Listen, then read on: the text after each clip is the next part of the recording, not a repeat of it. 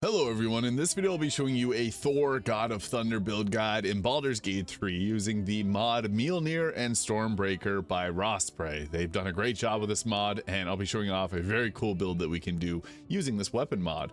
Now, we're going to start off as a fighter. I was trying out a variety of different combinations here, but I think this is the best one. We're going to go with the fighter, and for our fighting style, defense for the +1 armor class, extremely useful. We're going to take that. And our ability scores. Now, strength is going to be important, but we can also use a strength potion if we want to. So you can drop your strength, and to get the most damage, it's actually best to build around dexterity. So taking that up to 16, and then also putting points into wisdom. Thor is quite wise, so we'll go with something like 16 dex, 14 constitution, 10 intelligence, 10 charisma, and 16 wisdom. And I'll show you guys all the gear as well as a combat guide for this as well, so that you guys can make the most out of this build.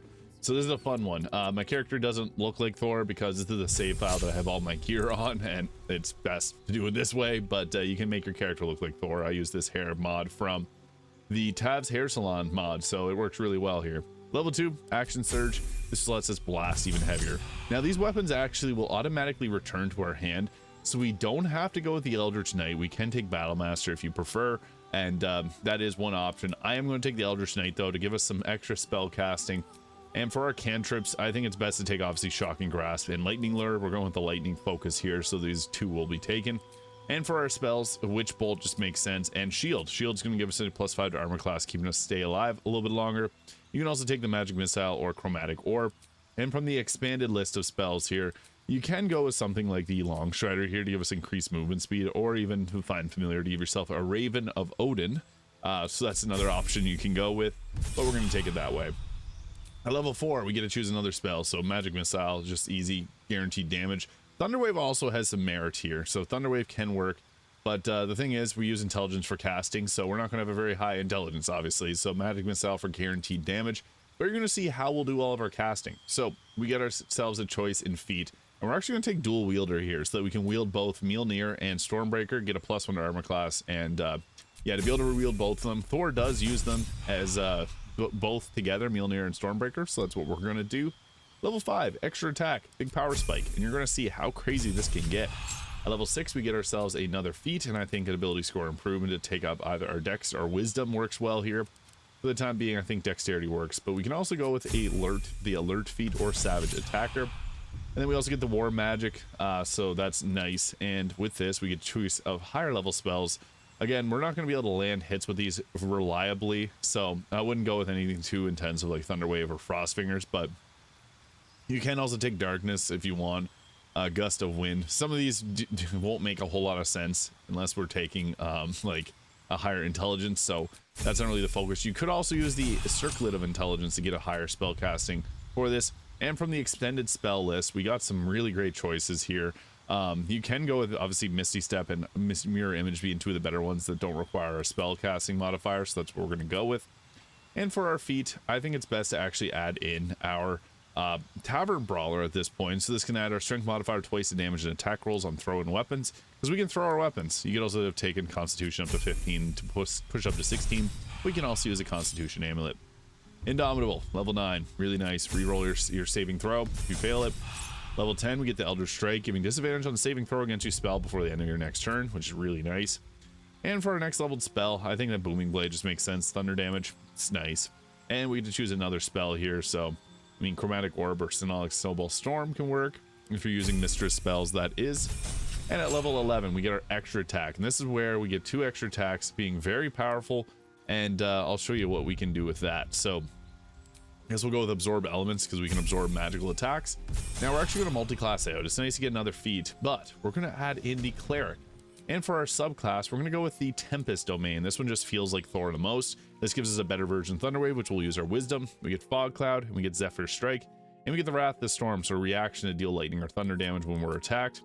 Take the cantrips that you want there. If you're using Mr. Spells, you'll get extra ones. Guiding Bolt for a spell is nice. Command is extremely useful. And Healing Word can be okay too. And then we can also go with something like Bless, as Bless has a lot of uses in and out of combat. I guess to start combat. Destructive Wrath, though, this is our level 2 Channel Divinity. We can roll maximum lightning or thunder damage whenever we attack, which is huge. We also get the Turn Undead and all the nice perks of being a being a cleric, I'm going to go with the Create Water because we can actually increase our damage. We're going to get ourselves Shatter, Gust of Wind, and Dust Devil here. And for our next leveled spells, I think it's best to take Hold Person, and then we can also take off one of these spells and take Spiritual Weapon. The Spiritual Weapon's nice to summon another hammer because we love Mjolnir so much.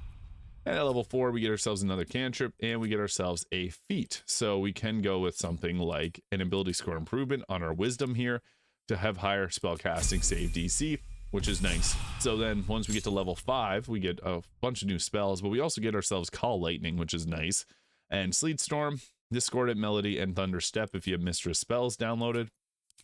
And we'll take ourselves Spirit Guardians and Glyph of Warding. Glyph of Warding can be a lightning ward, which is pretty strong. Now level 6 here, we get the Thunderbolt Strike. When you deal lightning or thunder damage, we can push it up to 3 meters, which is nice, and we get ourselves level 5 spells at this level. And for our next leveled spell, I think we already got the ones we want, Spirit Guardians and Glyph of Warding. You can go Revivify or Spirit Shroud, which will add cold damage to our spells, which can be kind of nice. But even Mass Healing Word can be good just to give ourselves a buff since we're the God of Thunder. And we got ourselves Ice Storm here, Freedom of Movement and Storm Sphere, and choice of some more level 4 spells. So Guardian of Faith just makes sense thematically here. So we're going to take that, and we got a couple more levels here. So we get ourselves the Divine Strike Thunder, which adds additional thunder damage onto our melee attacks. Becomes really strong, and we're going to put our Wisdom up to 20 because this gives us better spell casting.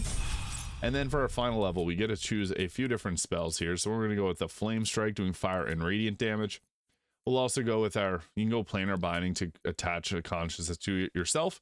And Holy Weapon can be good, giving you a 2d8 of radiant damage on your attacks. So you can go with that there. It does require concentration. Now, what this is going to look like is we're going to be using not only our Mjolnir in the main hand, but we also got Stormbreaker. What's nice about Mjolnir is it'll return to your hand when thrown and deals thunder damage in a booming area around it. And then Stormbreaker will also return to your hand. You get the Power of Thor, increase to our movement speed and immunity to fall damage. And we can also do a Bifrost Step, which is Misty Step for free as a bonus action. Doesn't require our spell slots. You also get like Thunderclap and a bunch of other things like the Thunderous Smite here, which is a attack that uses our action and bonus action. And then we also got ourselves another version of Call Lightning that comes from the Power of Thor. So yeah, it's quite strong. We also get ourselves like the Weakening Strike and some other attacks there, but you can see we got a lot of spells, obviously. So that's something that you do have to keep an eye on, is the amount of choice that you have, because it can be a little bit overwhelming at times. So I guess I'll show off the gear that we're going to be using here. So I just had the Baldur's Gate Watch armor, which I think looked pretty decent for Thor armor, but I'll apply what we'll be using for this build. So Armor Persistence is probably the best choice here, so we can go with that, giving us 25 armor class. Or if you want the Halldusk armor, you can get an extra armor class, but Armor Persistence just gives us better strength overall, so that's what we're going to be going with here. I'll dye blue and white using this here to give us a bit more of a Thor theme. And yeah, our weapons, it's the Mjolnir and Stormbreaker. You can swap them in hands if you want. Mask of Soul Perception, although we can also go with the Warped Intelligence Circlet to give us a 16 to our spellcasting, which gives us a nice +3 to our spell save DC for some of our intelligence-based ones. But we also have Wisdom save spells too. Cloak Protection, Boots Protection, Ring Protection, the usual 3 makes us very tanky. Killer Sweetheart for critical hit and Gambler to greater health. Hellas Gloves gives us fire and additional spell save and spell attack rolls. The fire damage, which was thunder damage. And yeah, Armor Persistence being very strong. Now what this looks like in combat, I'll show off what this can be done. It is quite powerful. So getting into a fight, we got lots of movement speed. We got literally 26 meters because this will give us increased movement speed, so we can literally run up to anyone we want. So we're just going to go in, and you can just literally start with this normal attack. Weakening or Concussive Smash can daze the target, making your hold persons land more frequently. And Grand Slam hits really hard, thunderously impacting foes in a large area. So we do got some cool weapon attacks, and we can just go with our regular old attacks if we want to. Some of them will require us to do a short rest, but they do a good amount of thunder or a good amount of lightning damage. So going with our attack here, 37, we rolled to hit. Bonk, that knocked her flying. Didn't even need to use our offhand attack, but that literally just, yeah, that sealed the deal there. And then since we have so much movement speed, we can just run in here, and I would recommend throwing often. So we can throw our Mjolnir here, and it looks hilarious holding this hammer up to throw. So just want to highlight that, but we're going to throw Mjolnir and see that thunder damage. Needs 11 to hit. We rolled a 32. Don't need to miss, and we're not missing on that. Displace them. And then we can go ahead with another throw, so we can throw our Mjolnir again, and bonk. We're gonna hit him pretty hard. So he already took damage from the thunder. That displaced him, and gives us weird animations sometimes. That's just part of the gig. And then we can follow it up with another throw. That's the awesome thing about using the fighter, especially with haste, if you're outside of honor mode, because you can continually throw it and it pushes them back every single time. And then you also have action surge if you need to.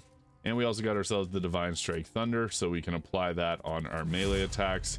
And then when we go to throw, or whenever we hit, we would do that. But I'm once again going to throw the hammer at her and just show off the damage that can be done. Roll a 29 to hit. It pushed her back, and then we can follow it up with our final attack. So that's the crazy thing about 3 attacks plus getting the ability to, oh, can we hit? Can we hit? Let's see if I got the movement speed. You got a lot of movement speed. That's the thing with this build. Since we took them out, we get even more movement speed. So I guess we can just go in and bonk her with this. So yeah, that'll probably take her out, knock her back. Perfect. Now I'll show it off against the guards so you get a full picture of what can be done with this. So there's a lot that we can set up with. I would recommend getting yourself into a prime position. You can also drop down your spiritual weapon at any time. Also going to drop down a glyph of warding lightning here, which is nice because this can be set up outside of combat, and get destructive wrath there, which is pretty fun. But I'm just going to apply that there, and then we can start off by, I mean, we can also wait a turn. Insect plague is also a pretty good concentration to have. It doesn't really fit with the theming here, but we can just pretend it's like a lightning field or something, because it'll slow people down. Storm Sphere from Mistress Spells mod is also quite nice, but being able to crowd control is really effective. So things like Hold Person and Insect Plague are 2 bread and butter choices. So they're on the, oh, they're already mad at us, so that's fine. Bribed, that's fine. I will get into a fight. They didn't like that I dropped that glyph of warding down, but it's going to strike. So I guess Insect Plague to just seal the deal here and hold them in place. Or if you want, you can go with Ice Storm because that fits thematically. So with these, we can crowd control pretty effectively. So we're going to I'll drop the Insect Plague here. And now they're angry, so we can just get in. You could also bribe them, but then the lightning strikes. So perfect. And now we're going to go in with our big heavy hitters. Whoa, there's a lot of guards that just appeared. Whoa, whoa, whoa. Great. So yeah, we're going to be in for quite the fight. So I guess to start off, we should probably start with throwing just to try and take out all the ones that are over here. So you can throw it to the furthest one, and just hope that it hits as many as you possibly can. That's a good amount of thunder damage. Perfect.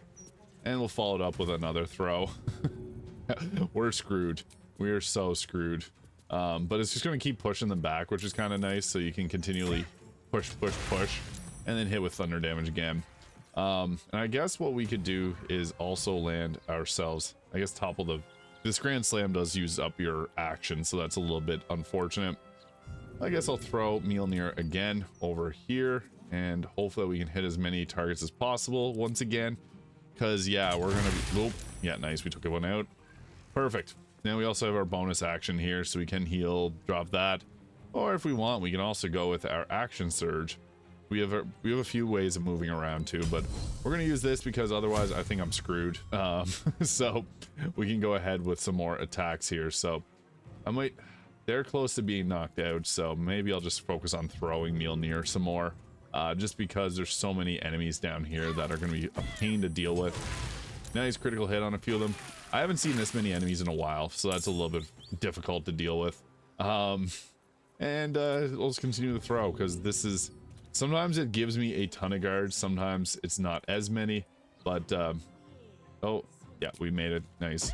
I went into the difficult terrain. That took them out, and then we'll follow it up with another one. The nice thing is we get great movement speed from this, so we can kind of run away. And also this pushes them back whenever you hit them with the thunder damage from the Tempest Cleric. So nice, we use our actions. We'll get out of the action.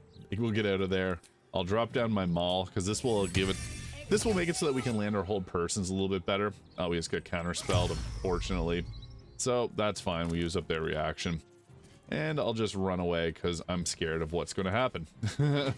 And we may as well crowd control them through there. So I guess we drew the gang in there.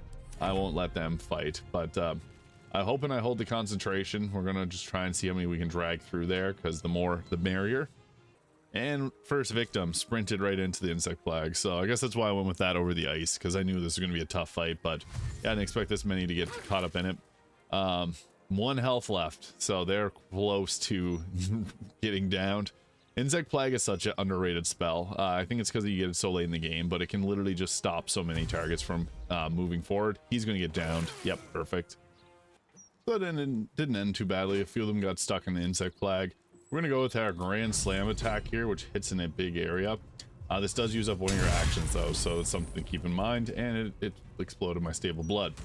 This target's almost taken out, so I won't focus too much on them, but it's probably best to get some of the ones that are out of the insect plague off the battlefield, so that's what my focus will be here. So another thing, throwing is your best friend, so we're going to use that and try to push them back into it, because, yeah, you can see there, we knocked them out, but you can actually push them back into the insect plague.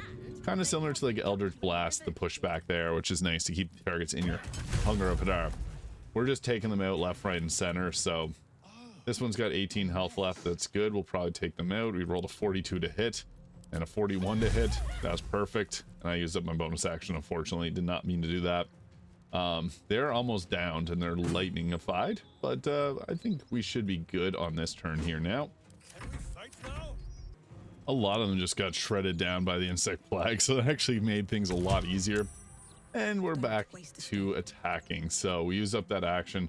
And anytime you see them grouped together, I would recommend just going with the hammer throw, because that's just going to be probably your best damage option. So that hit multiple and hit, oh, it took out 2 of them for psychic damage and applied that to the final target there.